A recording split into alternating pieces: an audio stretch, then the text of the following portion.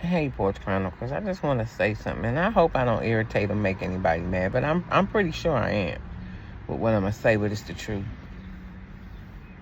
I noticed something about our community, the black community, and it's because we've been taught this. I noticed that in the black community, when someone dies in our family, we hold on to that. No, I'm not saying you don't miss them. You're going to miss them every day. If it's a child, if it's your mom, if it's your father, if it's your spouse, you're going to miss them. I would never take away from that because I've lost. But you know what we've been conditioned to do? And I used to do it, and it really caught a hold of me during the pandemic. During the pandemic, people were dying and we couldn't go to funerals because of the pandemic. And it really bothered me, and it was right before I went to therapy. And I used to control. I didn't realize how much control I lost until I couldn't go to a funeral of somebody that I cared for, or maybe somebody's mother or father. But then when the pandemic came, we couldn't go. And at that time, I was going to Living Word, and Pastor Key's mother and father died within a 6-month span. And it was during the pandemic, so we couldn't go to either funeral. It was just videotaped, and only a few people could go. And that was right when I started therapy, right after that. And I had a lot of bad issues with not being able to control. The pandemic did something to me because I couldn't control at least paying my respects to someone when they passed away. And it bothered me really, really bad. Till I had to talk about it in therapy. And I noticed with these things, as I get older and I watch people that I know lose their mothers and their fathers, my family. I lost my father. I lost my own husband. I noticed this about the black community. We have so many things that we never say while the people we love are alive, that when they die, we hold on to them. Like what are we holding on to? You're holding on to memories of someone you'll never see again. I noticed we never stopped grieving. And you know why that is? Because we had so many shoulda, coulda, woulda. Oh, I should have said, oh, I should, and you know what that does when they die? It gives you a whole bunch of regret. And I can say that because my son said some things to his father 2 days before he passed away, and he regretted them. Because guess what? You never think somebody gonna die, but everybody gonna die. And guess what we do? We allow that to consume us.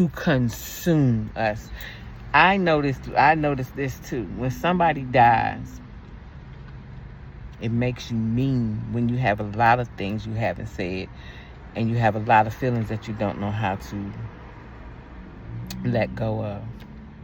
Whatever's around us, if that individual is not up to par or up to standard, or you'll take stuff out on them. You won't mean to, because I used to do it. You won't mean to. I promise you won't. I know, because when my husband died, I never lied to anyone, but I know I was a handful when it came to men, and I let them know. And I don't tolerate a whole lot either. I may stay longer than I should, but I don't tolerate a whole lot, because you might think I'm there and I won't be there. But therapy did a lot for that too. But one thing I noticed, I know a person, and I'm not going to say who it is. I know a person, and I asked them a question. I said, when was the last time you hugged your mother? I said, has it been less than 5 years or more than 5 years?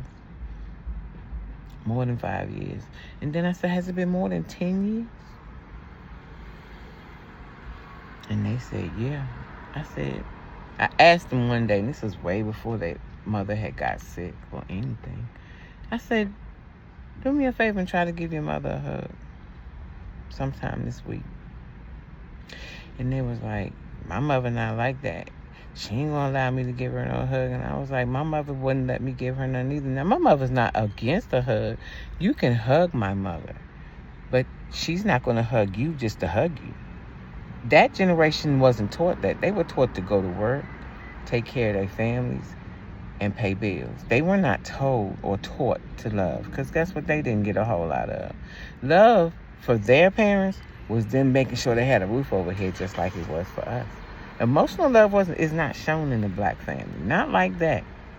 Now, like I said, I can hug my mother, but I have to be the one to hug because they're not taught that. And that's not their fault. Never. I hugged DeMarco more than I should have after his father died because he was built like his father and it reminded me of hugging his father. But I learned as I healed that hugs were always supposed to be something we did, not just when he stopped being a kid. I had another person that I know. These are all separate people I'm talking about, but I wouldn't say their names.